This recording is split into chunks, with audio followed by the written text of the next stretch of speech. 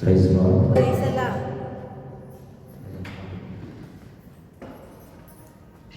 Praise God. Praise the Lord. இயேசுவுக்கே புகழ். மரியே வாழ்க. இயேசுவுக்கே புகழ். மரியே வாழ்க. இயேசுவுக்கே புகழ். மரியே வாழ்க. கிறிஸ்துவுக்குள் பிரியமான சகோதர சகோதரிகளே, ஆண்டவரின் ஆவியிலே நாம் நிலைத்திருக்க தூய ஆவியார் நம்மிலே வாசம் செய்து அன்று பெந்தெகோஸ்து நாளிலே தம் ஆவியை அனைவர் மீதும் ஆண்டவர் பொழிந்தது போல ஆண்டவருடைய ஆவியை நாம் மத்தியில் வரவேற்க இந்த பாடலை பாடி நாம் அனைவரும் எழுந்து நின்று பாடலை பாடுவோம். என்னை நிரப்பும் என்ற பாடலை பாடி நாம் ஆண்டவரோடு இணைவோமாக. தூய ஆவியானவரே, எங்கள் மத்தியிலே இறங்கி வந்து எங்களுக்காக நீர் என்ன திட்டங்கள் வைத்திருக்கின்றதோ அந்த திட்டங்களை ஆண்டவரே எங்கள் மூலமாக நீர் நிறைவேற்றபடியாக எங்களை தாழ்மையோடு உங்களிடம் ஒப்புக்கொடுக்கின்றோம்.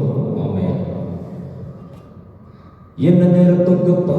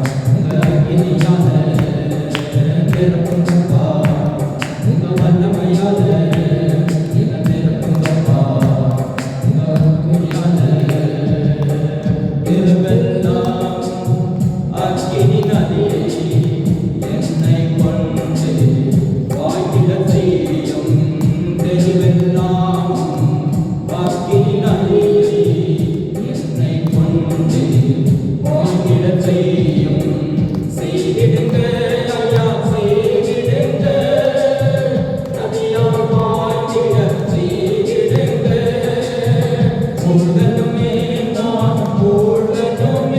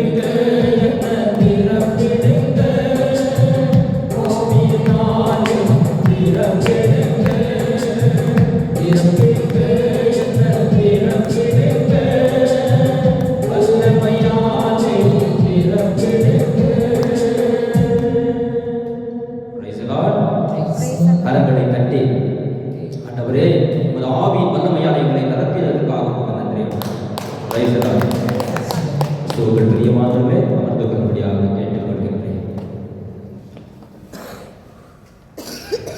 ஒரு வசனத்தை தியானித்து, இந்த வசனம் எதற்காக சொல்கின்றேன் என்றால், மத்தேயு 16 அதிகாரம் இறைவார்த்தை 15, மத்தேயு 16 இறைவார்த்தை 15. யாராவது உறக்கப்படுங்க.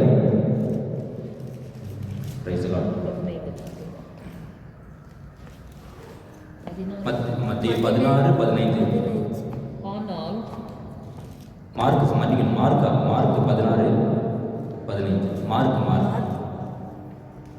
16, 15.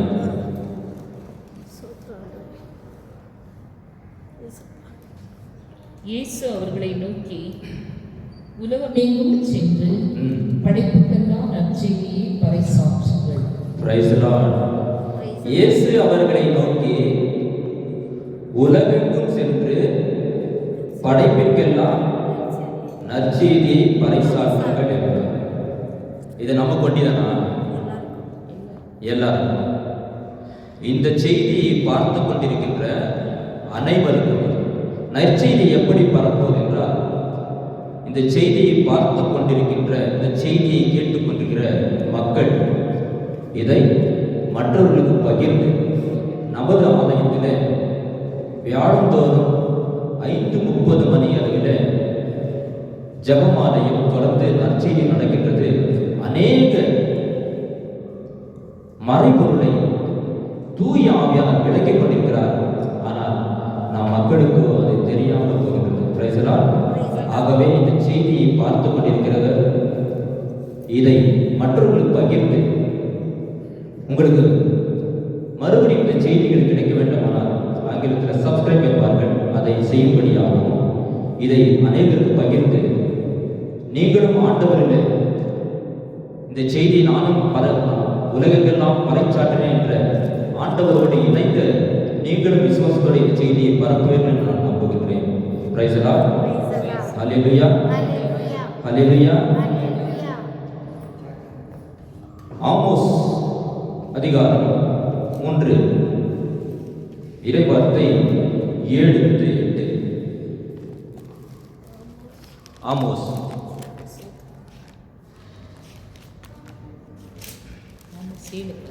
ஆமோஸ் 3ஆம் அதிகாரம்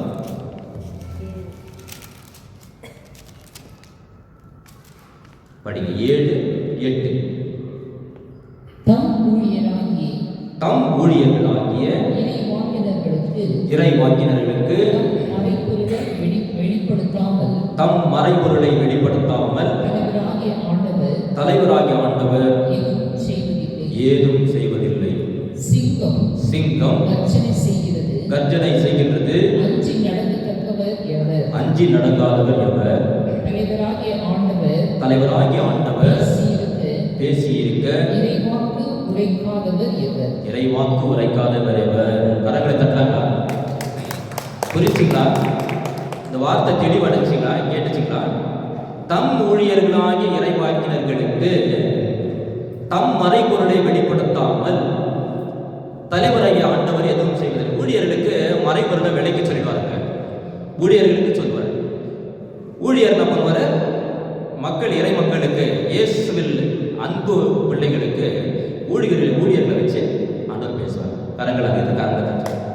இரண்டாவது, சிங்கம் கர்ஜனை செய்கின்றது. சிங்கம் கர்ஜனை செய்கின்றது, அஞ்சி நடக்காதவர் எவர்? தலைவராகிய ஆண்டவர் பேசியிருக்க இறைவாக்கு உரைக்காதவர் எவர்? இது எப்படி நம்பலான்றது நான் உங்களோடு சில விட்னஸ், அதாவது சாட்சிகள் பேசினா இன்னைக்கு இறைவார்த்தை கொடுக்கணும். பேசலாங்களா? கேட்கிறீங்களா? சில ஒரு சாட்சி, அதற்கு சம்மதப்படுத்திய செய்தியும் நம்ம இன்னைக்கு தியானிப்போம். எப்படி இந்த ஆண்டவர் எப்படி இது ஊழியர்களாகி இறைவாக்கு தம் மறைபொருளை வெளிப்படுத்துறாரு அப்படின்றத இன்னைக்கு நான் உங்களோட பகிர்ந்து கொள்கின்றேன். கிறிஸ்துவுக்குள் பிரியமானவர்களே, என் தந்தை இறந்து 3 ஆண்டுகள் நிறைவடைந்தன. என் தந்தை இறந்து 3 ஆண்டுகள் நிறைவடைந்தன.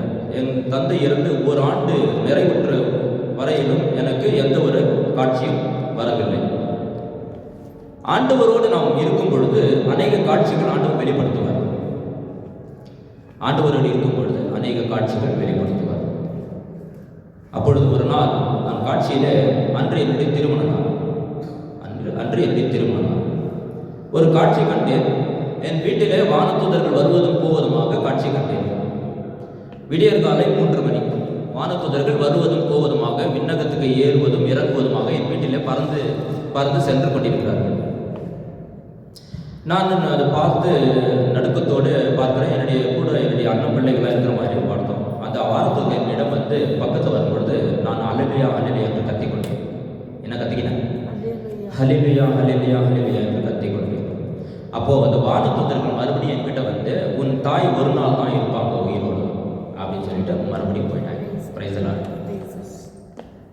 என்ன இது ஒரு நாள் தான் இருக்கும்? முழிச்சிட்டேன். என் மனைவி எழுப்பினேன் 3:30 மணி. என்ன ஒரு நாள் தான் இருக்கும்? மறைபொருள் எனக்கு தெரியும் இல்லைங்களா?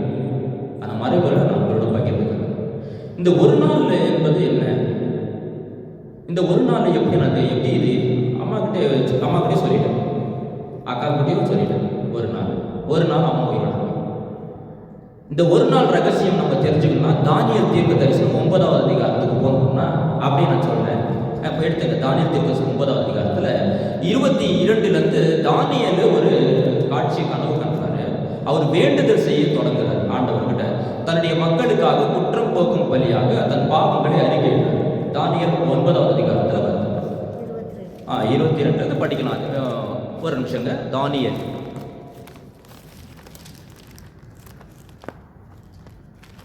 எடுத்தீங்களா?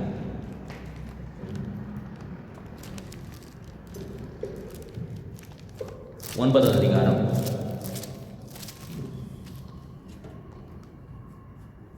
25. நான் இவ்வாறு சொல்லி வேண்டிக் கொண்டு அவருடைய மக்களுக்காக அவர் பிரார்த்தனை பண்றார். நான் இவ்வாறு சொல்லி வேண்டிக் கொண்டு என் பாவங்களை, என் இனத்தராகிய இஸ்ராயேல் மக்களின் பாவங்களை அறிக்கையிட்டு என் கடவுளின் திருமலைக்காக நான் விண்ணப்பங்களை என் கடவுளாகிய ஆண்டவரும் சமர்ப்பித்தேன். இவ்வாறு நான் வேண்டுதல் செய்து கொண்டிருக்கும் பொழுது ஒரு காட்சியில் நான் கண்ட கபிரியேல் என்ற மனிதர் மாலை பலிவேளையில், எப்படிங்க? கபிரியேல் என்ற மனிதர் மாலை பலிவேளையை விரைவாய் பறந்து வந்து என்னை தொட்டு என்னிடம் பின்வருமாறு சொன்னார். தானியேல், உனக்கு விவேகத்தையும் மெய் உணர்வையும் அளிக்க நான் புறப்பட்டு வந்துள்ளேன். நீ வேண்டுதல் செய்ய தொடங்கிய கட்டளை ஒன்று பிறந்தது. நான் அதை உனக்கு தெரிவிக்க வந்தேன். ஏனெனில் நீ மிகுதியான அன்புக்குரிய. ஆதலால் நான் சொல்வதை கவனித்து காட்சியின் உட்பொருளை உணர்த்துங்கள். உன்னுடைய இனத்தவரும் உனது புனித நகரும் குற்றங்களையும் புரிவதை பாவங்கள் செய்வதை நிறுத்திவிடுவதற்கும், கொடிய செயல்களுக்கு கழுவாய் தேடுவதற்கும், முடிவற்ற நீதியை நிலைநாட்டுவதற்கும், திருக்காட்சிகளையும் இறைவாக்குகளையும் முத்திரையிடுவதற்கும், திருத்துவயகத்தை திருநிலைப்படுத்த குறிப்பிட்ட கெடில் 70 வாரங்களா? இது என்ன பொருள்னா அவர் பிரேயர் பண்ணிருக்கிறாரு. அப்போ ஒரு வானதூதர் வந்து, கபிரியேல் என்ற வானதூதர் வந்து அவர் சொல்றாரு, இந்த குற்றங்கள்லாம் நின்றுட்டு ஒரு நல்ல அரசாட்சி வர்றதுக்கு 70 வாரம் ஆகுதுன்னு. Price the Lord. இந்த 70 வாரம் பத்தி யாருக்கும் தீர்க்கதரிசனம் தெரியாது. 70 வாரம் கையில இது தெரிஞ்சினா தான் அது ஒரு நாளுடைய கணக்கு நமக்கு தெரியும். Price the Lord. எங்க அம்மா வந்து ஒரு நாள் தான் உயிரோடு இருப்பாங்க சொன்னீங்கன்னா, இந்த அதிகாரத்தை தெரிஞ்சினா தான், அந்த மறைபொருளை தெரிஞ்சினா தான் நம்ம அதனுடைய விஷயத்தை நம்ம புரிஞ்சுக்கணும். அப்போ அவர் சொல்றாரு 70 வாரங்கள் ஆகும். ஆகவே நீ அறிந்து தெளிவு பெற வேண்டியதாவது எருசலேமை மீண்டும் கட்டி எழுப்புமாறு கட்டளை பிறப்பதற்கும் அரசராக திருப்பொழிவு செய்யப்பட்டு வருவதற்கும் இடையே உள்ள காலம் 7 வாரங்கள் ஆகும். அதாவது இந்த 70 வாரத்துல அரசராக திருப்பொழிவு செய்யப்பட்டு வரதுக்கு 7 வாரத்துல அரசர்னா இயேசு. கேக்குதுங்களா? நான் பேசுறது கேக்குதுங்களா? 70 வாரம் அரசராக திருப்பொழிவு செய்யப்பட்ட வரத்துக்கு 7 வாரங்கள். அதுக்கு பிறகு 7 வாரங்கள் ஆன பிறகு 7 வாரங்கள் பின்பு சதுக்கங்களும் அகழி சூழ் அரண்களும் அமைத்து அந்நகரத்தை மீண்டும் கட்டி எழுப்ப 62 வாரங்கள் ஆகும். ஆயினும் அது தொல்லை நிறைந்த காலமாயிரும். இந்த 7 வாரம் இயேசு கிறிஸ்து வரத்துக்கு 7 வாரம் ஆகுது. 7 வாரம் ஆன பிறகு அரசராக திருப்பொழிவு அபிஷேகம் பண்ணப்பட்டவர். கிறிஸ்து என்றால் அபிஷேகம் பண்ணப்பட்டவர், அருள்பொழிப்பட்டவர் என்பது பொருள். இந்த அருள்பொழிப்பட்டவர் வரத்துக்கு 7 வாரம் ஆகும். அது ஆன பிறகு இன்னும் 62 வாரம். 7, 68, 69 வாரம். 7, 62. இயேசு வந்த பிறகு அவர் வந்து விண்ணகத்துக்கு போன பிறகு இன்னும் 62 வாரம். பூமியில் பிரச்சனைகள், போர்கள், குழப்பங்கள் எல்லாம் இருக்கும்.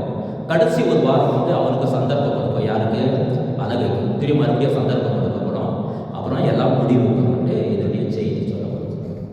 இப்போ ஆவியானவர்கிட்ட இந்த 70 வாரத்துக்கு எனக்கு புரியல, 7 வாரம் எனக்கு புரியல, இது எத்தனை வருடங்கள், எப்படி நம்ம கணக்கு போடுறது அப்படின்னு சொல்லும்போது ஜோராவதுக்காட்டி கணக்கு கட்டலாமா? இந்த விஷயத்தை தெரிஞ்சுக்கலாம். ஏன்னா இதை பார்த்து கொண்டிருக்கும் இந்த செய்தி தெரியும். இது வந்து ஆவியானவர்கிட்ட நான் கேட்கும் பொழுது, அப்போ ஆண்டவர் ஆவியானவர் எனக்கு மனதில், ஆவியானவர் உள்ளத்தில் பேசி, தானியலாகிய இந்த தானியல் ஜெபித்த பொழுது கபிரியேல் தூதர் பேசி 700 ஆண்டுகள் கழித்து தான் இயேசு கிறிஸ்து பிறந்தார். புரிஞ்சுங்களா? 700 ஆண்டுகள் கழித்து இயேசு பிறந்தார் என்றால் அது 7 வாரம். 7 வாரம் என்பது 700 ஆண்டுகள். புரிஞ்சுங்களா? 7 வாரம். ஒரு வாரம் என்பது 7 வாரம். 7 வாரத்தில் 700 ஆண்டுகள். தானியேலுக்கு இந்த காரியத்தை வெளிப்படுத்தி 700 ஆண்டுகளுக்கு இயேசு பிறந்தார். இயேசு பிறந்து இன்று 2000 வருடம்.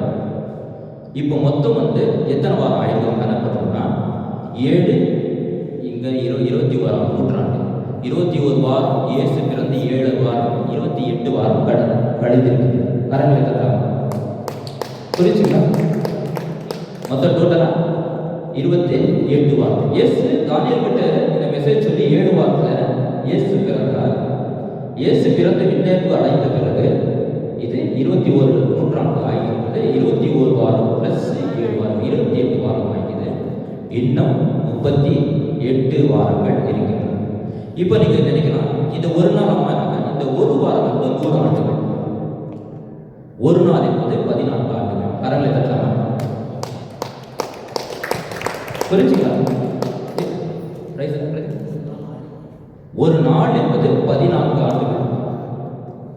ஒரு நாள் என்பது இந்த தீர்க்க தரிசனத்துக்கு என் ஆண்டு ஃபஸ்ட்டு முன்பே வெளிப்படுத்தியிருந்தாங்க. அந்த ஒரு நாள் என்பது நான் சீக்கிரமாக புரிஞ்சுக்கிறேன். 14 ஆண்டுகள். சரி, இது மட்டும் தான் ஆண்டவர் வெளிப்படுத்துகிறார். அங்கே ஆண்டவர் சொல்றாரு, தம் ஊழியர்களாகி இறைவாக்கினர்களுக்கு தம் மறைமுறை வெளிப்படுத்தாமல் தரகராகி ஆண்டவர் ஏதும் செய்வதில்லை. இன்னொரு காட்சி கண்டு 2 ஆண்டுகளுக்கு முன்பு என்னுடைய பூர்ணிமா, என்னுடைய தங்கை பெரிய பொண்ணு நாளைக்கு ஆகுது நாள், இன்று ஒரு காட்சி. அந்த காட்சி எனக்கு தெளிவாக என் ஒரு சின்ன பொண்ணுக்கு ஒரு ஒரு கார் வந்து ரத்தம் பின்னால் வர்ற மாதிரி ஒரு காரு கிழிச்சிட்டு, அப்போது அந்த நபர்கள்ட்ட கேட்குற என்ன இதுன்னு சொல்லிட்டு, அப்போ அவங்க சொல்கிறாங்க, நாங்கள் ஒன்றும் இல்லை, இங்கே வந்து நாங்கள் வந்து ஃபங்க்ஷன் பண்ணுறதுக்கு வந்துக்கிறோம் அப்படின்னு சொல்கிறாங்க. அந்த கண்ணில் வரத்துக்கு முன்னாடி கூட என்னுடைய தந்தையை நான் காட்சியில் கண்டேன். என் அண்ணன், என் அக்கா தங்கிக்கிட்ட இதை பற்றி வீடியோ காலையிலே பேசினேன். மறாவது நாளே என்னுடைய தங்கை பொண்ணு பெரிய பொண்ணு ஆயிடுச்சு. கரங்க தட்டாங்களா? 3வது காட்சி. இது தானியேலுக்கு மட்டும் மறுத்தலங்க காட்சி. ஒவ்வொரு இறைவாக்கினருக்கும் வருது, நம்ம புரிஞ்சுக்கிறது. ஒவ்வொரு இறைவாக்கிய ஊழியர்களுக்கும் ஆண்டு வெளிப்படுத்துறது, நமக்கு அது புரியுது. என்ன அது என்ன தெரியாமல் இருக்கும். 3வது ஒரு காட்சியில் என்னுடைய தந்தையின் கல்லறை, திருமணம் கல்லறைக்கு போனேன். அந்த கல்லறை பக்கத்தில் இன்னொரு கல்லறையில் பூசுவார் நடந்துக்கிற மாதிரி காட்சி கண்டேன். நான் சிம்பிளாக செய்கிறேன். அதுக்கு நான் போகிறப்போ அதுவும் பக்கத்தில் பூசுவார் நடந்துருந்து. அன்றைக்கி என்னுடைய தந்தையின் கல்லறை பிறந்தது. இன்னொரு காட்சி, இது கடந்த 4 மாதங்களுக்கு முன்பு நம்முடைய ராஜ்பால் பிரதர், அவர்கிட்ட 4 மாதங்களுக்கு முன்பு ஞாயிற்றுக்கிழமை அவர்கிட்ட உட்காந்துட்டு, உங்களுக்கு உடல் நலம் சரியில்லாத போதுபடி நான் காட்சி கண்டேன். அவருக்கு ரொம்ப மெலிந்து போய் என் தோல் மீது கைகளை போட்டு என்னை கூப்பிட்டு வராரு. நான் அவர்கிட்ட பேசிட்டு வரேன். அது ஞாயிற்றுக்கிழமை திருப்பலியிலே நான் அவருக்கு திருப்பலி கொஞ்சம் சொல்லி பிரதர், நீங்கள் விடியற் காலையில் நீங்கள் ரொம்ப உடம்பு சேர்ந்தது, நீங்கள் உடம்பு மெலிஞ்சு போயிருந்தீங்க, நீங்கள் என் தோல் மேலே கை போட்டு வந்தீங்க. அப்படியா? எத்தனை மணிக்கு? விடியற்கால. அது ராஜ்பால் பிரதர் கூட மறந்துருப்பாரு. இந்த செய்தியை பார்க்கும்போது அது அவருக்கு தெளிவாகும். நானும் மறந்துட்டேன். முந்தின 2 நாள் முன்னாடி போய் பார்த்த பிறகு மறுபடியும் அங்கேருந்து போய் வந்த பிறகு தான் அவர் அந்த தோற்றத்தை நான் பார்த்தனே நினைக்கும் போது அந்த காட்சி காட்டேன். அந்த காட்சி எனக்கு நினைவு வந்தது. அப்போது சிஸ்டர் ராணி சிஸ்டர் ஒரு வார்த்தை சொன்னாங்க, என்ன சொன்னீங்க சிஸ்டர்? எலியாவின் மேல் இருக்கிற அபிஷேகம் எலிஷாவுக்கு. அதாவது சிஸ்டர் என்ன சொன்னாங்க, என்ன ராஜ்பால் பிரதர் உங்களுடைய ஆசீர்வாதத்தை தாமஸ் மட்டும் கொடுக்குறீங்களா அப்படின்னு கேட்டாங்க, சிரிச்சாங்க. ஸோ அது அன்னைக்கு வந்து காமெடியாக தெரியுது. அன்னைக்கு வந்து ஏதோ வந்திருக்குது அப்படின்னு. பிரியமானவர்களே, இப்போ சொல்லுங்க, இப்போ நம்முடைய ராஜ்பால் பிரதர் அவர்கள் சகோதரர் அவர்கள் உடல் நலம் சரியில்லாமல் அவர் மறுபடியும் வருவார். அவர் மறுபடியும் வருவார். அவருக்காக நம்ம ஜெபம் செய்வோம். Praise the lord. ஹல்லேலூயா. மறுபடியும் எழுந்து ஏன் இதை நான் உங்களோட பகிர்ந்து கொள்கிறேன் என்றால், இறைவாக்கினர்களுக்கு எல்லா விஷயத்தையும் ஒரு இறை ஊழியர்களுக்கு ஆண்டவர் வெளிப்படுத்துகிறார். எப்படி வெளிப்படுத்துகிறார்னாக்கா, ஆண்டவர் அனுதினமும் அவரோடு ஜெபத்தில் இருக்கணும். அப்படி இருந்தால் மட்டும் நமக்கு ஒவ்வொரு வெளிப்பாடுகள் வெளிப்படும், ஆசீர்வாதங்களும் கிடைக்கும். எப்படி ஆண்டவரோடு நாம் ஐக்கியமாவது? 1 தெசலோனிக்கர் 5:14 நேற்று படி. 1 தெசலோனிக்கர் 5:14.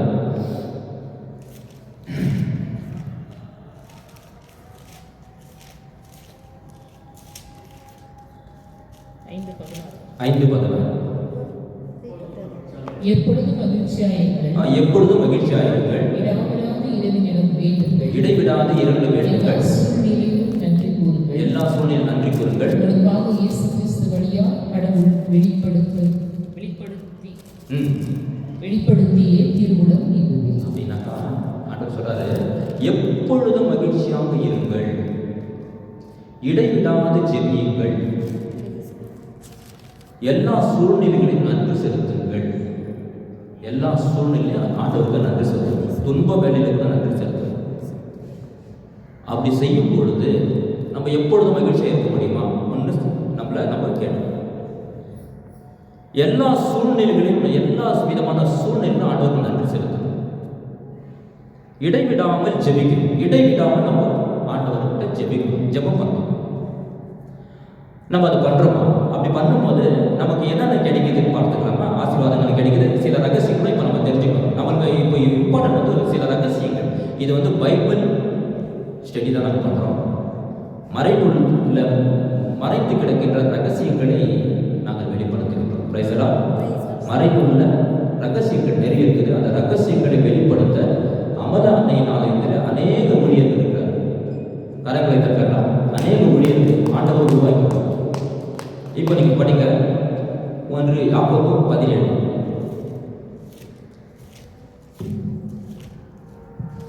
யாக்கோபு 1ஆம் அதிகாரம் 17.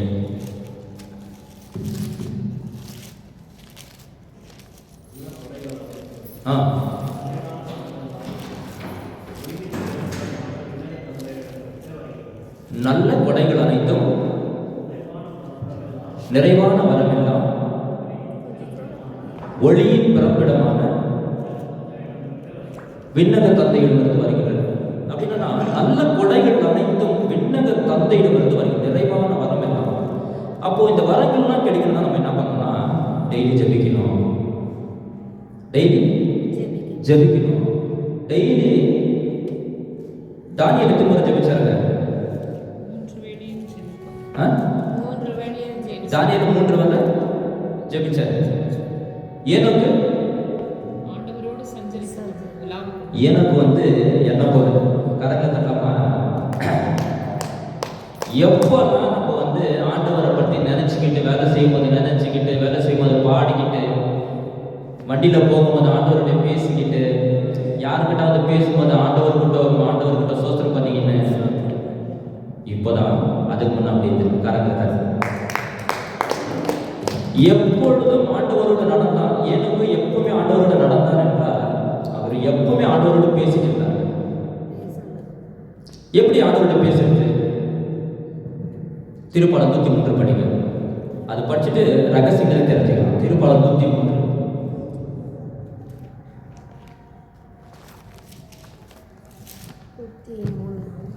படிங்க. திருப்பாடல் 103. என் உயிரே ஒன்றிலிருந்துமா? என் உயிரே ஆண்டவரை போற்றிடு. என் உயிரை ஆண்டவரை போற்றிடு. என் முழு உள்ளமே அவரது திருப்பெயரை ஏற்றிடு. என் உயிரே ஆண்டவரை போற்றிடு. அவருடைய கனிவான செயல்கள் அனைத்தையும் மறவாதே. என்ன சொல்றாங்க? என் உயிரை, என் உதடன் சொல்லிக்கிறீங்களா? என் உயிர் என் உயிர். அது பழைய தமிழ்ல என் ஆத்துமாவே கர்த்தரை ஸ்தோத்திரி, என் முழு உள்ளமே அவருடைய பரிசுத்த நாமத்தை ஸ்தோத்திரி, அவர் செய்த சகல நன்மைகளை. அப்போ என்னன்னா உயிர் என்கிற உள்ளத்துல இந்த உள்ளார்ந்த இந்த இடத்துல நம்ம துதிக்கணும். நம்ம ஜபிக்கும் போது கடைசி ஜபமாக இதை நம்ம ஏறெடுக்கிறோம். ஒரு இடத்துல ஒரு சில இடத்துல பண்ணாலும் முடிக்கணும்னு சொல்லிட்டாரு. அந்த வசனம் முடிக்கணும்னு சொல்ல, என் உயிரே ஆண்டவரை போற்று, என் முழு உள்ளமே அவருடைய பரிசுத்த நாமத்தை. அப்படின்னாக்கா நம்ம பிரேயர் பண்ணி முடிச்சுட்டு பிதாசுதன் போட்டு வாயை மூட்டினாலும் நம்ம உள்ளத்துல அவருடைய பரிசுத்த நாமத்தை போற்றிக்கினே கடங்களை தட்டலாமா? புரியுதுங்களா? பிரைசலா. இன்னும் 2 வார்த்தை நம்ம தியானிச்சுட்டு பிரதர் இல்லை ஒரு 2 வார்த்தைகளை தியானிச்சுட்டு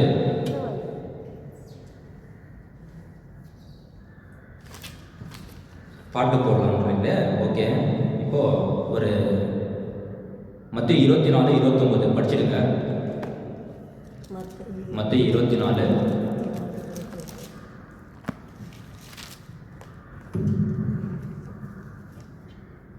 சிஸ்டர். துன்ப நாட்கள் முடிந்தவுடனே கதிரவன் 2 விடும், நிலா தம் ஒளி கொடாது, விண்மீன்கள் வானத்திலிருந்து விடும், வான்வெளி கொள்ளுங்கள் அதிரும். பின்பு வானத்தில் மானிடம் அதன் வருகையில் அறிகுறி தோன்றும். அப்போது மிகுந்த வல்லமையோடு மாட்சிமையோடு மானிட மகன் வானத்தின் மேகங்கள் மீது வருவார். இதை காணும் மண் உலகில் உள்ள எல்லா குலத்தவரும் மாரடித்து கொள்ளுவார். இந்த வசனம் ஜாயிண்டிங் நூல். ஸோ இது சென்டரில் படித்தா அதனுடைய மகத்துவம் கொஞ்சம் கம்மியாக இருக்கணும். அதனால இன்னொரு 5 நிமிஷம் வார்த்தைகளை தியானித்துட்டு நம்ம பாட்டு பாடினா கரெக்டாக இருக்கும். பிரைசலா. ஆண்டருடைய வருகை யாரெல்லாம் எதிர்பார்த்துருக்கிறீங்க? ஆண்டருடைய வருகையை நம்ம எல்லாம் எதிர்பார்த்துருக்கோம். ஆண்டோர் வருகைக்காக நம்ம காத்திருக்கிறோம். அநேக இடங்களில் ஆண்டருடைய வார்த்தை அறிவிக்கிறவங்க என்ன நேருது? துன்பங்கள் நேருது. துன்பங்கள் அவர்கள் என்ன பண்ணுறாங்க? துன்பங்களை கொடுக்குறாங்க. அவங்களுக்கு அநேக பிரச்சனைகள் உலக மக்கள் கொடுத்து கொண்டு தான் இருக்கிறாங்க. ஆனால் ஆண்டுடைய வருகையை எதிர்பார்த்து காத்து கொண்டிருக்கிற நமக்கும் அது பெரும் மகிழ்ச்சியாக இருக்கின்றது. ஆண்டவர் வரணும், அவருடைய ராஜ்யத்துக்குள்ள நம்மளை ஆண்டவர் நினைவு கூறணுன்றதால நம்ம அதில் தெளிவாக இருக்கணும். பிரதர், எப்போ ஒரு பாட்டு பாடுறீங்களா? அந்த பாட்டை பாடிட்டு ஒரு பாடல் ஆண்டவரை வரவேற்று பிறகு நாம் செய்திக்குள்ள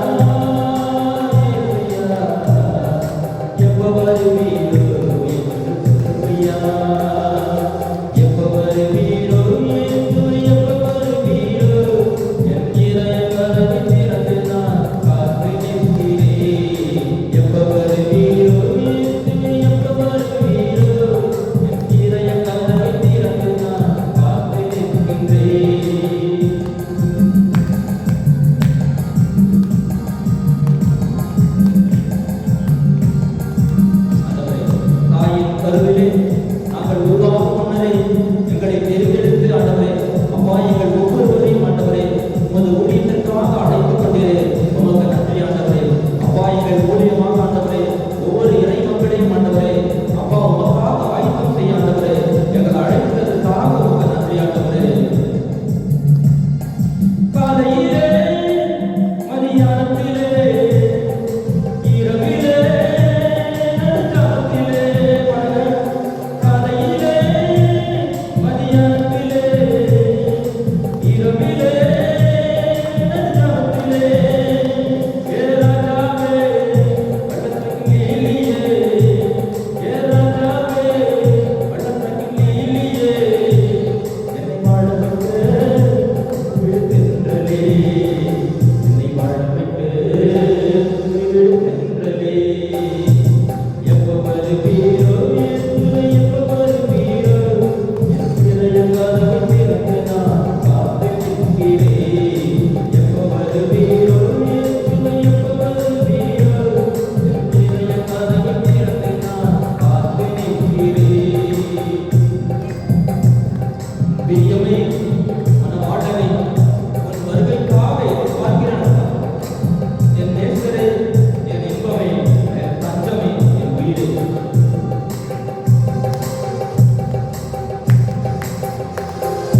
பிரியமே மனவாளனே பிரியமே மனவாளனே உன் வருகைக்காக எதிர்பார்க்கிறேன் வருகைக்காக எதிர்பார்க்கிறேன் என் நேசரே என் இன்பமே என் நேசரே என் இன்பமே என் தஞ்சமே என் உயிரே எப்ப வருவீரோ எப்ப வருவீரோ என் இதய கதவை திறந்து நான் காத்திருக்கிறேன் எப்ப வருவீரோ எப்ப வருவீரோ என் இதய கதவை திறந்து நான் காத்திருக்கிறேன் ஏசையா ஏசையா எப்ப வருவீரோ ஏசையா ஏசையா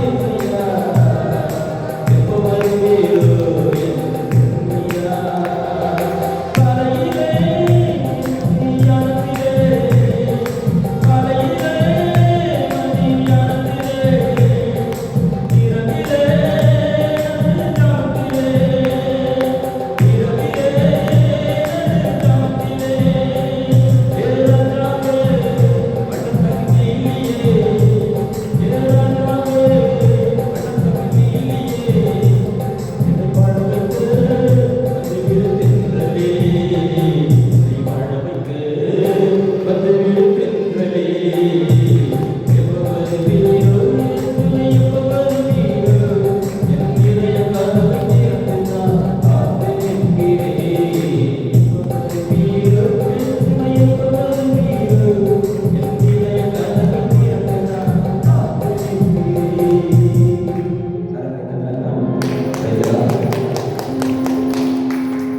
என் இதய கதவை திறந்து நான் காத்து நிற்கிறேன் எப்போ வருகிறது பிரைஸ் பிரியமானவர்களே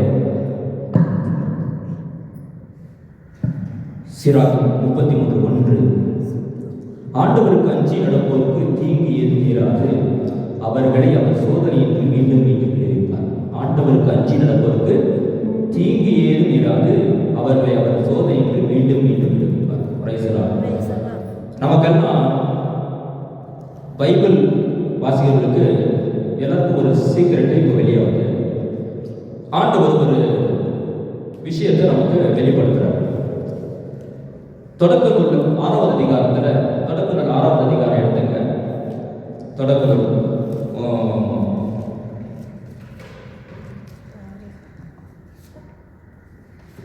தொடக்க நூல் 6:1 படிக்கலாம். இப்போதான் நம்ம செய்திக்கே வரோம். பிரைஸ்லா செய்திக்கு நம்ம இப்போதான் வரோம். நல்லா கவனிங்க, படிங்க. மண்ணுரிகள் மனிதர் பெருக தொடங்கி அவர்களுக்கு புதல்வையும் பிறந்த பொழுது மனிதரின் புதல்வியர் அழகாக இருப்பதை தெய்வ புதல்வர்கள் கண்டு தாங்கள் தேர்ந்து கொண்டவர்களை எல்லாம் மனைவியராக்கி கொண்டார்.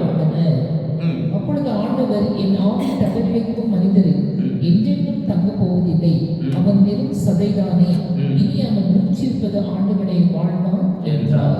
தெய்வ புதல்வர் மனிதரின் புதல்வர்களுடன் சேர்ந்து அவர்களுக்கு குழந்தைகள் பிறக்க அக்காலத்திலும் அதற்கு பின்வரும் மண்ணுலகில் அரக்கர்கள் இருந்தனர். அவர்களே பேர் பெற்று பெருங்கால பெருவீரர்கள். பாருங்க, மண்ணில் மனிதர் பெருகிய தொடங்கி அவர்களுக்கு புதல்வர் பிறந்த பொழுது, மண்ணில் யார் பல பிறந்தாங்க? மனிதர்கள். அவங்களுக்கு பெண்கள் எல்லாரும் பிறந்தாங்க. புதல்வியர் அழகாக இருப்பதை தெய்வ புதல்வர்கள் கண்டு, தெய்வ புதல்வர்கள் யார்? தெய்வ புதல்வர்கள் கண்டு தாங்கள் தேர்ந்து கொண்டவர்கள் எல்லாம் மனைவியர் ஆக்கி கொண்டனர். யாரெல்லாம் அவங்களுக்கு அழகாக தென்பட்டதோ அவரெல்லாம் தங்களுக்கு மனைவியா ஆக்கி கொண்டார்.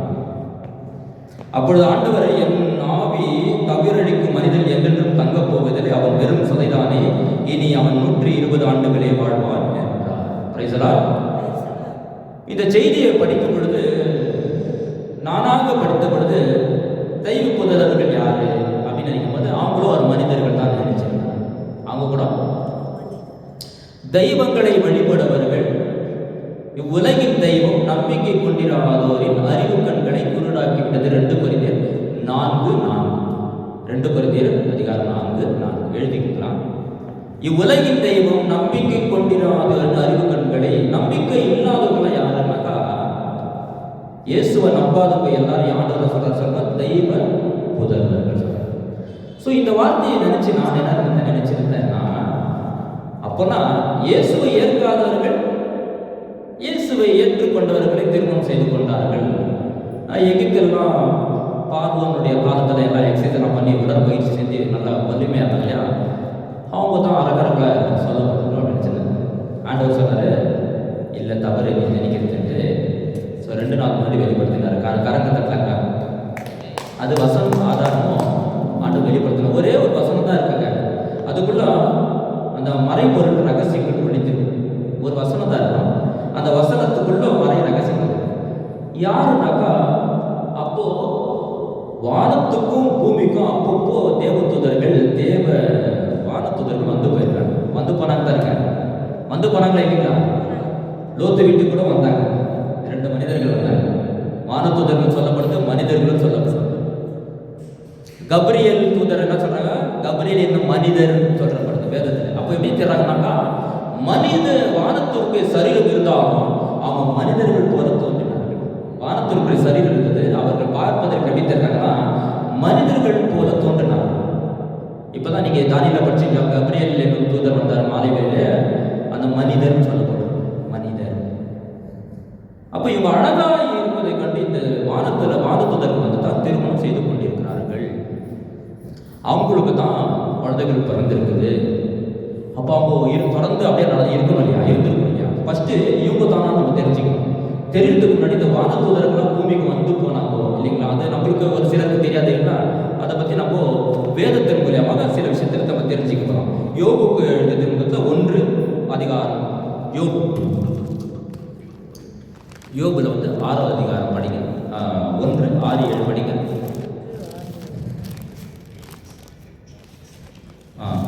7 படிங்க. 6லேருந்து 7 படிங்க. யோபு முதல் அதிகாரம் 6வது வசனம். ஒரு நாள் தெய்வ புதல்வர் ஆண்டவர் முன்னிலையில் ஒன்று கூடினர். சாத்தான் அவர்கள் நடுவே வந்து நின்றார்.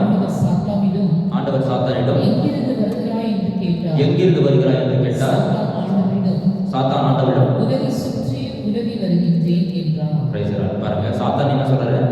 நான் உலகை சுற்றி உலக வந்துருக்கிறேன். எங்க சுத்தி வர்ற சாத்தான்? இந்த சாத்தானுக்கு ஆண்டவர் சொல்ற பேர் தெய்வம். உலகின் தெய்வம் நம்பிக்கை கொண்டிராதோரின் அறிவு கண்களை குருடாக்கி. நம்பிக்கை கொண்டாதவர் யாரு? ஏசப்பா நம்பாதீங்க. இயேசுவை பற்றி நம்ம அறிக்கை எடுப்போம்னாக்கா எத்தனையோ துன்பங்கள், பல பேருக்கு அடி உதை துன்புறுத்தல், வேனுக்கெல்லாம் கொளுத்தி போடுறாங்க, வேன்லேயே பத்தச்சு பண்ணுறாங்க. அவங்களுக்காக நம்ம ஜெபிக்கணும். Price the Lord. கிறிஸ்துவுக்குள் பிரியமானவர்களே, அப்போ இந்த தெய்வம் என்பது யாருன்னாக்கா வான தூதர்கள். சாத்தானும் அவனை சார்ந்த தூதர்களை குறிக்கின்றது. அப்போ இந்த தெய்வ புதர்கள் தான் இந்த 6வது அதிகாரத்தை பார்க்கும்போது மனிதர்களுடைய புதர்கள் அழகாக இருப்பதை கண்டு அவர்கள் அப்போ திருமணம் செய்து கொண்டார்கள் அப்படின்னு சொல்லிட்டு வருது. இது எப்படி நம்ம இன்னொரு விஷயத்தை எப்படி ஆராய்ந்து பார்க்கலாம்னாக்கா 2-3 வசனத்தை படிச்சுட்டு நம்ம மேற்கொண்டு நம்ம போகலாம். இயேசு மத்திய 22வது அதிகாரத்தில் மத்திய 22 வாங்க,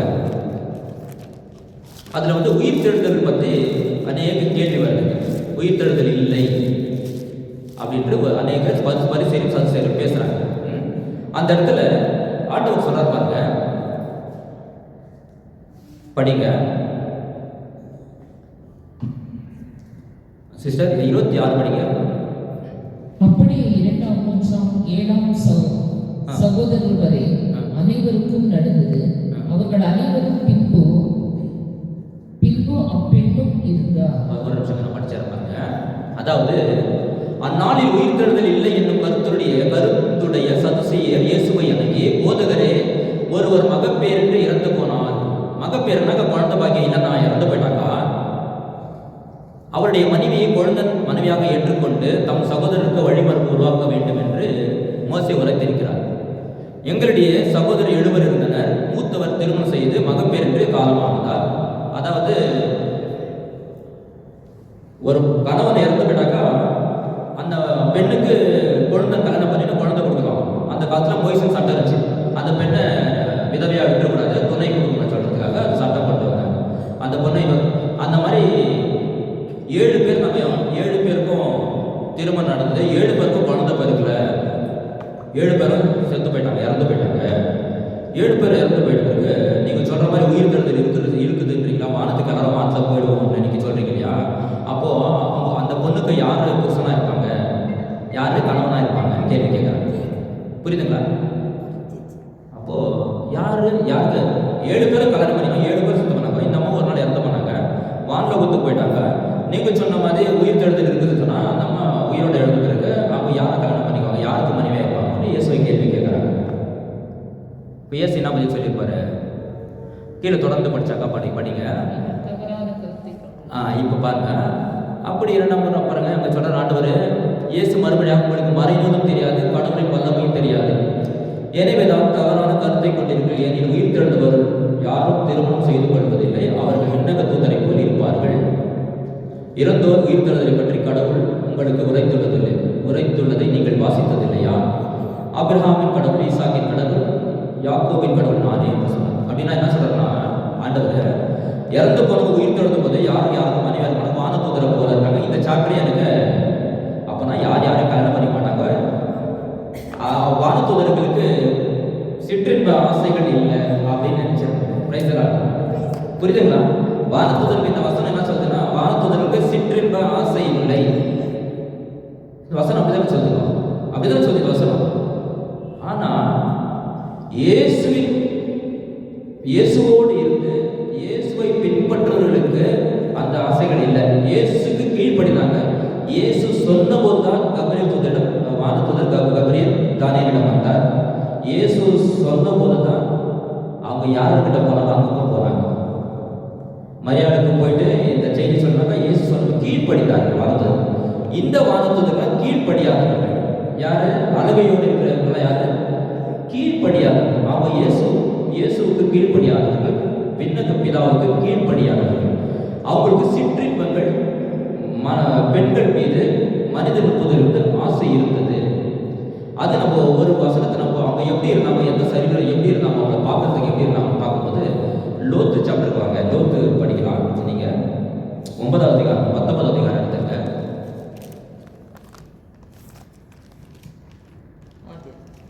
19 தொடக்குறள் 19 எடுத்துங்க.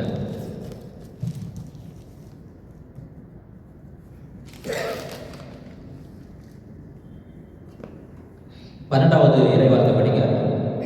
மேலும் அந்த மனிதர்கள் லோத்தை நோக்கி உன்னை சார்ந்த வேறு ஏதேனும் உள்ளதோ?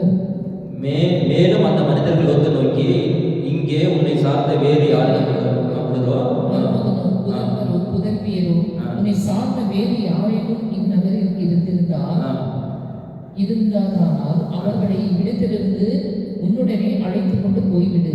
இந்த இடத்திற்கு மக்களுக்கு எதிராக பெரும் கண்டன குரல் ஆண்டவர் திரும்பும் எழுந்துள்ளதா?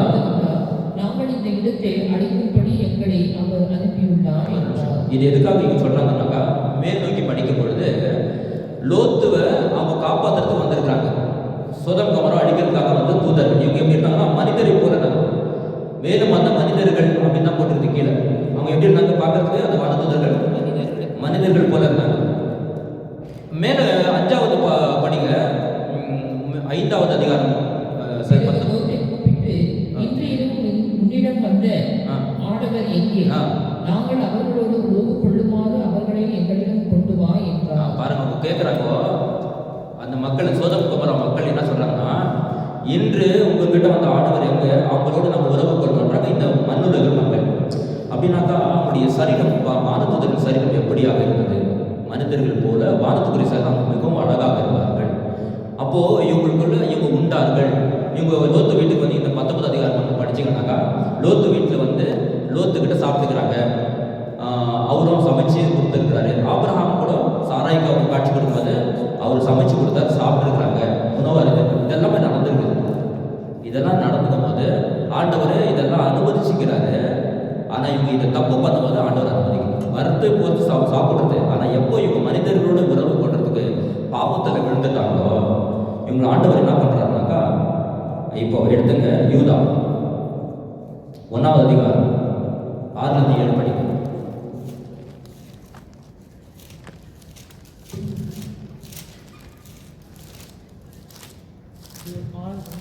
யூதா 1 அதிகாரம் 6-7. சில வானதூதர்கள் தங்கள் ஆளும் அதிகாரத்தை காத்துக் கொள்ளாமல் தங்கள் உறைவிடத்தை துறந்து விட்டார்கள். என்றும் கட்டப்பட்டவர்களால் அவர்களை கடவுள் மாபெரும் தீர்ப்புக்குள்ளாக காரிருளில் வைத்திருந்தார். அவர்களைப் போலவே சோதோம் கோமரா அவற்றின் சுற்றுப்புற நகரங்கள் ஆகியவற்றின் மக்கள் பரத்தமை இயற்கைக்கு மாறான சிற்றின்பத்திலும் மூழ்கி இருந்தார்கள். ஆகவே ஒரு நிமிஷம் இங்க பாருங்க, கவனிக்கணும். அப்படியே படிச்சுட்டா நமக்கு புரியாது. இந்த வானதூதர்கள் மனிதர்களோடு சேர்ந்து திருமணம் செய்து கொண்டார்கள் என்றது இந்த வசனம் தெளிவு கொடுக்குது.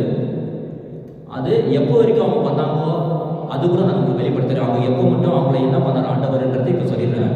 சில வானதூதர்கள் தங்கள் ஆளும் அதிகாரத்தை காத்துக்கொள்ளாமல்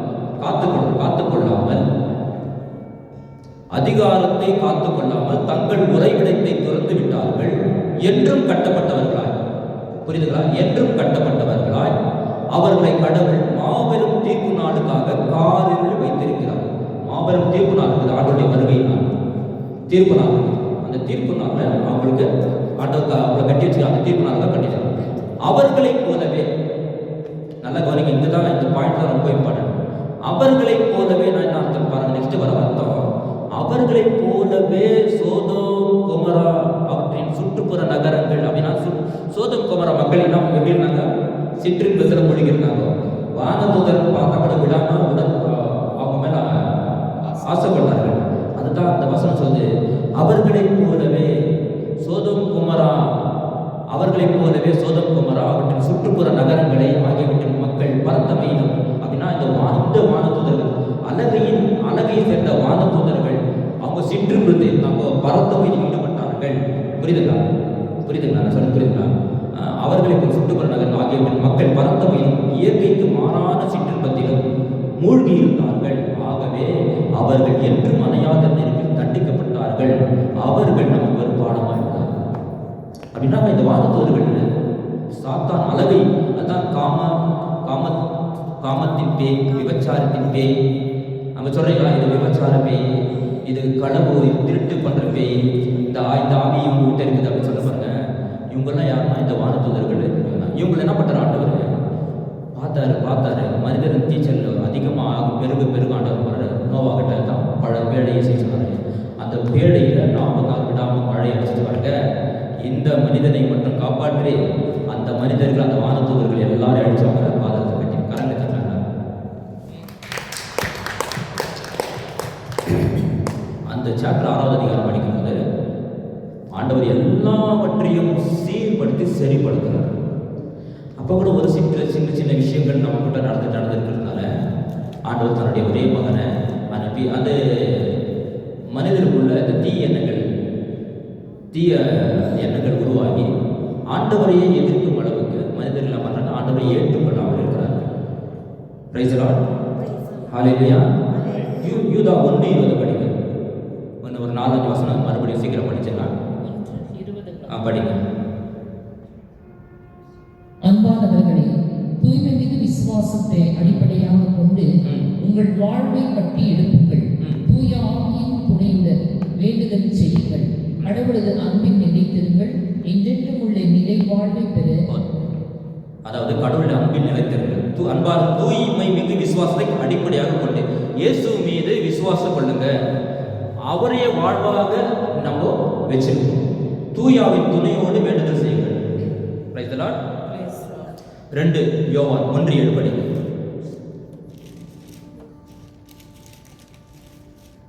2 யோவான் பக்கத்துல பின்னாலே வராங்க. 1:7. ஏனெனில் ஏமாற்றுவோர் பலர் உலகில் தோன்றியுள்ளனர். ஏமாற்றுவோர் பலர் உலகில் தோன்றியுள்ளனர். இயேசு கிறிஸ்து மனிதராக வந்தவர் என்றும் உண்மையை இவர்கள் ஏற்றுக்கொள்வதில்லை. இவர்களோ ஏமாற்றுவோர், எதிர் கிறிஸ்துகள். Price the Lord. இவங்க தான் எதிர் கிறிஸ்துகள். கடந்த வாரம் நீங்க சொன்ன செய்தி தான் இது. எதிர் கிறிஸ்துகள்னா ஏமாற்றுவார்கள். யாரெல்லாம் ஏமாற்றுறாங்க, பொய் புரட்டு வளர்க்கிறாங்க, இவங்களாம் யாரும் எதிர் கிறிஸ்துகள். ஆண்டவருக்கு எதிராக இருக்கின்றாங்க. திருவெளிப்பாடு 13:9 படிங்க. கேட்க செவியுடையோர் கேட்கட்டும். கேட்க செவியுடையோ கேட்கட்டும். இப்ப படிங்க. யோவான் 3:3. யோவான்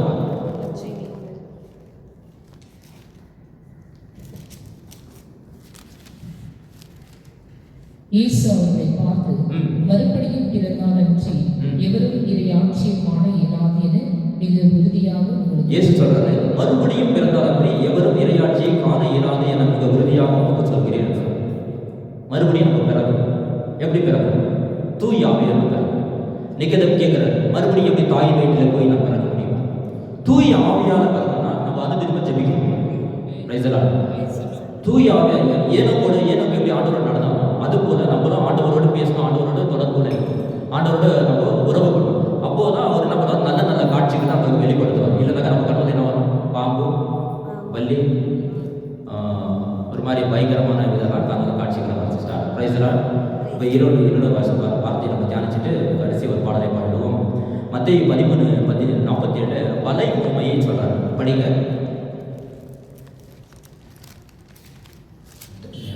மத்தேயு 13:47.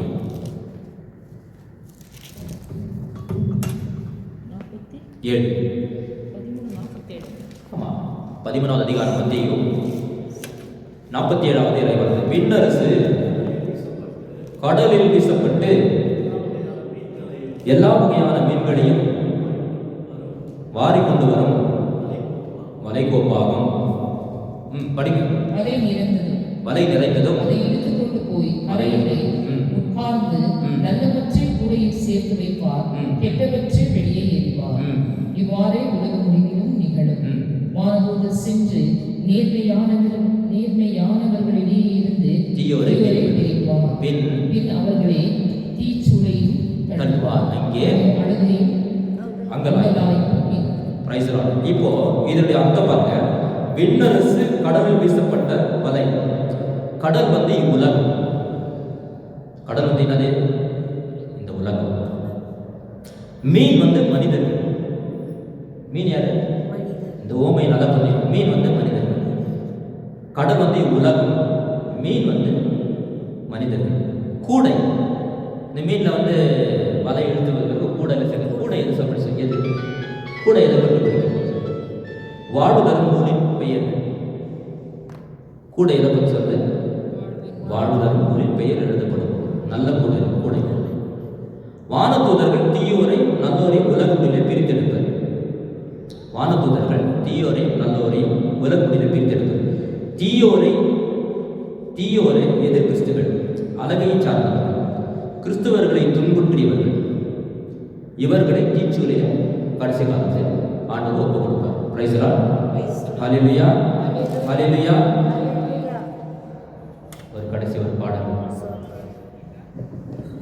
இல்லைங்களா?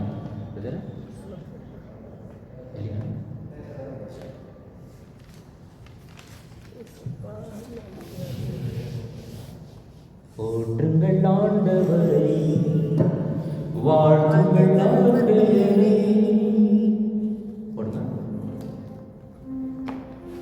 ஆண்டவரை போற்றி என் உள்ளமை, என் உயிரை ஆண்டவரை போற்றிடு. என் உள்ளமை அவர் திருமையை ஏற்றிடு. அவர் செய்த கனிவான செயல்களை மறவாது. Praise the Lord.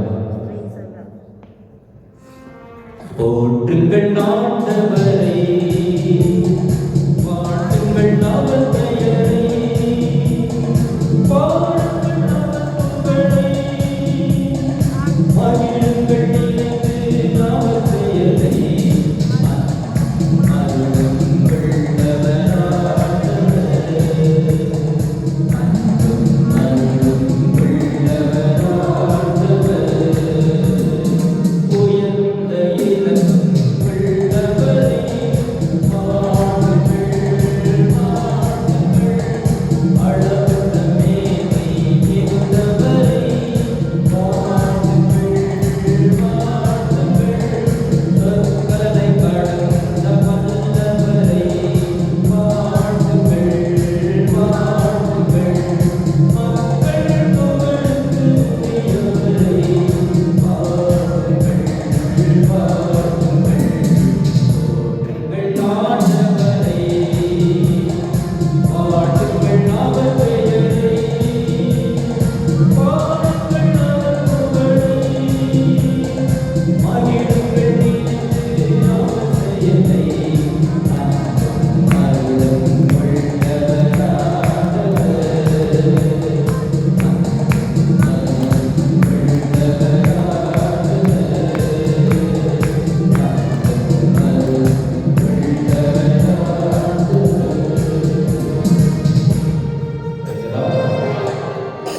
பிரியமானவர்களே, அறுபது 72 கடைசி ஜெபத்திற்கு செல்வோம். எங்கள் அன்பு தந்தையே இறைவா, யாக்கோபு முதல் அதிகாரம் இறைவார்த்தை 17. ஆண்டவரை உம்மை நோக்கி மன்றாடுகிறவர்களுக்கு விண்ணகத்திலிருந்து ஒளியின் பிறப்பிடமான தந்தையிலிருந்து அனைத்து ஆசிகளும் வருகின்றன என்று பார்த்தோம். ஆண்டவரை மறைபொருளை அனைத்தையும் தெளிவாக தெரிந்து அதை மக்களுக்கு எடுத்து கூற தூய ஆவியானவர் உம்முடைய துணை எங்களுக்கு தேவையானது. அப்பா, மனித ஞானத்தினால் அதை அறிக்கின்றால் அது பயனற்றதாகிவிடும். ஆண்டவரே, தூய ஆவியானவரை எங்களை நீர் பயன்படுத்தி இந்த உலக முடிவிலே அநேகர் இயேசுவை ஏற்றுக்கொள்ளாதவர்களை இயேசுவே உம்மை ஏற்று நீரே ஆண்டவர் என்று அறிக்கையிடும் தக்கதாக உலகம் முடியும் வரை நான் என்னால் உங்களோடு இருக்கிறேன் என்று சொன்னேன். ஆண்டவர் தகப்பனே, உலகம் கடையெல்லை வரை ஆண்டவரே நற்செய்தியை பறைச்சாற்றுங்கள் என்று சொன்னேன். ஆண்டவரே, நற்செய்தியை நம்பி உம்மை ஏற்றுக்கொள்கின்ற யாவரும் ஆண்டவரே, அப்பா, முத்து வலையிலே நல்ல மீன்களை தேர்ந்தெடுத்தது போல ஒவ்வொருவரையும் எங்களை பெயர் சொல்லி அழைத்ததற்காக நன்றி. ஆண்டவரே, உங்களுடைய ஜீவ புத்தகத்திலே ஆண்டவரே எங்களுடைய பெயர்கள் எழுதப்பட்டுள்ளன என்பதை நாங்கள் நம்புகிறோம். ஆண்டவரே, அப்பா, இதோ இந்த ஆலயத்திலே நடக்கின்ற வியாழக்கிழமை தோறும் நடக்கின்ற இந்த ஜெப ஆராதனை கூட்டத்திலே அப்பா அநேக மக்கள் வந்து அப்பா உம்முடைய இறைவார்த்தைகளை அறிந்து கொள்ளவும் அதன்படி அதிலே வளர்ச்சி அடையவும் ஆண்டவரே எங்களுக்கு நீர் துணை செய்கிறாங்க. இயேசுவின் நாமத்தினாலே கேட்கிறேன் ஜீவன நல்லபிதாவே. வருகிறது எங்கள் தந்தையே, உமது பெயர் மீதன கொன்ற பெருக்குமது ஆட்சி வருக.